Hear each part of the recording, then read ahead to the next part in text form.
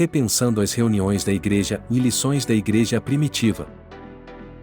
A igreja primitiva tinha reuniões, não cultos. O Dr. Tom Wadsworth fez sua dissertação de doutorado sobre adoração na igreja primitiva. Ele fez um estudo profundo da Bíblia e da história. Muitas de suas descobertas são desafiadoras para o estabelecimento religioso institucional. Uma coisa que ele aprendeu foi que o sermão ou a pregação não descrevem o discurso que acontecia em uma reunião da igreja primitiva. Pregar, no sentido de um monólogo diante de uma audiência, descreve cenários evangelísticos na Bíblia, não o discurso que aconteceu na reunião da igreja para edificar o corpo de Cristo. A igreja primitiva tinha reuniões, e não cultos religiosos. A comunhão era uma refeição na qual as pessoas se reclinavam à mesa e comungavam umas com as outras. As pessoas falavam umas com as outras e faziam perguntas. Você se lembra do que Jesus estava fazendo no templo quando tinha 12 anos? Ele estava fazendo e respondendo perguntas. Como Jesus ensinou seus discípulos? Ele perguntou e respondeu perguntas. Colossenses 3:16 nos diz para ensinar e admoestar uns aos outros com toda a sabedoria. Romanos 15:14 nos diz para instruir uns aos outros. 1 Tessalonicenses 5:11 nos diz para encorajar uns aos outros. Hebreus 3:13 diz para exortar uns aos outros. Hebreus 10:24 diz para estimular uns aos outros ao amor e às boas obras. 1 Pedro 4:9 diz para mostrar hospitalidade uns aos outros. Tiago 5:16 nos diz para confessar nossos pecados uns aos outros e orar uns pelos outros. Seja honesto. O quanto sua igreja está cumprindo esses mandamentos de uns aos outros ou das Escrituras? Seus programas e cultos estão facilitando ou dificultando obedecer às instruções da Bíblia para a comunhão cristã? Nossos cultos dificultam ou impossibilitam o cumprimento desses mandamentos de uns aos outros, que a igreja primitiva praticava quando se reunia em casas.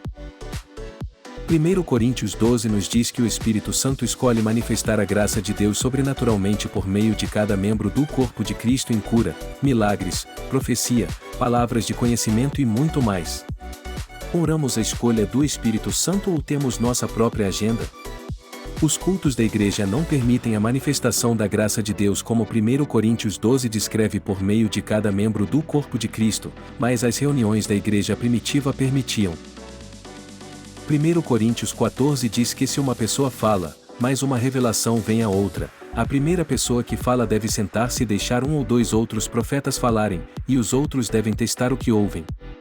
Os cristãos obedecem a essa instrução para uma reunião cristã em seus cultos? Os cristãos testam o que ouvem em um culto típico da igreja? Como é possível testar o que você ouve sem diálogo e perguntas?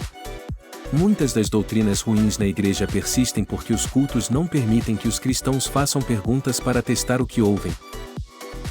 Minha conclusão é que não é possível obedecer às instruções da Bíblia para uma reunião cristã em um culto típico da igreja. O formato de um culto típico da igreja pode ser permissível para uma ocasião especial, mas não pode ser corretamente considerado uma comunhão cristã regular. Frequentemente, as pessoas podem ir e vir, e ninguém percebe se elas estavam lá ou não. O culto da igreja como conhecemos é baseado em uma combinação de religião pagã, tradição e a obsessão dos gregos com oradores. Não é baseado nas instruções da Bíblia para uma reunião cristã. Sou um cristão muito ativo e costumo ver os maiores movimentos do Espírito Santo fora de contextos religiosos. Eu tinha tanta fome de Deus que ia a um culto diferente quase todas as noites quando jovem adulto, mas acabei me sentindo exausto, solitário e decepcionado. Eu queria falar com alguém, mas não havia tempo no programa para isso, e então todos foram embora rapidamente. Muitos cristãos estão indo de um culto, discipulado ou programa para outro, mas se sentem solitários. Eles têm pouco ou nenhum contexto no qual ministram na graça sobrenatural de Deus, leem e falam sobre a Bíblia juntos ou testam o que ouvem. Muito poucos são realmente discípulos de Jesus que estão fazendo o que Jesus fez. Curar os doentes, Expulsar demônios e compartilhar o Evangelho com ousadia são coisas básicas para os discípulos de Jesus, mas são vistas como extraordinárias por cristãos espectadores que vão de um culto para outro, mas não têm comunhão cristã bíblica e participativa.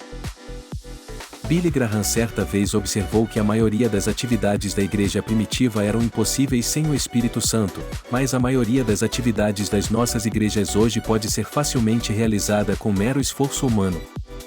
Quanta atividade em suas reuniões cristãs só é possível com o poder do Espírito Santo? Não estou falando para julgar ou condenar, mas para desafiar e ajudar os famintos que sabem que Deus tem mais para você do que sua experiência cristã atual. O que precisa mudar para você experimentar tudo o que Deus tem para você?